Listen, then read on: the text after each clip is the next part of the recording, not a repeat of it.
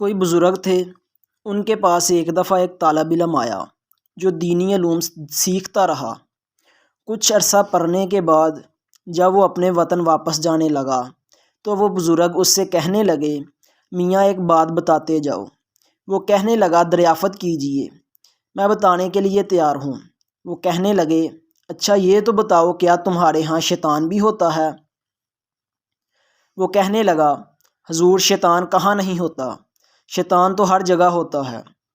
انہوں نے کہا، اچھا جب تم نے خدا تعالیٰ سے دوستی لگانی چاہی اور شیطان نے تمہیں ورگلا دیا تو تم کیا کرو گے؟ اس نے کہا، میں شیطان کا مقابلہ کروں گا۔ کہنے لگے، فرض کرو تم نے شیطان کا مقابلہ کیا اور وہ بھاگ گیا، لیکن پھر تم نے اللہ تعالیٰ کی قرب کے حصول کے لیے جدوجہد کی اور پھر تمہیں شیطان نے روک لیا، تو کیا کرو گے؟ اس نے کہا، میں پھر مقابلہ کروں گا۔ وہ کہنے لگے، اچھا مان لیا تم نے دوسری دفعہ بھی اسے بھگا دیا، لیکن اگر تیسری دفعہ وہ پھر تم پر حملہ آور ہو گیا اور اس نے تمہیں اللہ تعالیٰ کے قرب کی طرف بڑھنے نہ دیا تو کیا کرو گے؟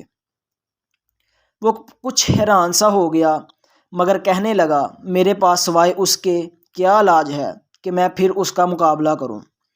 وہ کہنے لگے، اگر ساری عمر تم شیطان سے مقابلہ ہی کرتے رہو گے تو خدا تک کب پہنچو گے؟ وہ لاجواب ہو کر خاموش ہو گیا۔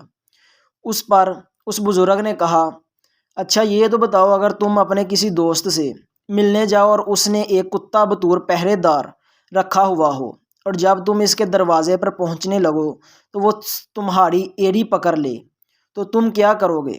وہ کہنے لگا، کتے کو ماروں گا اور کیا کروں گا؟ وہ کہنے لگے، فرض کرو تم نے اسے مارا اور وہ ہٹ گیا، لیکن اگر دوبارہ تم نے اس دوست سے ملنے کے لیے اپنا قدم آگے بڑھایا اور پھر اس نے تمہیں آ پکڑا تو کیا کرو گے؟ وہ کہنے لگا، میں پھر ڈنڈا اٹھاؤں گا اور اسے ماروں گا۔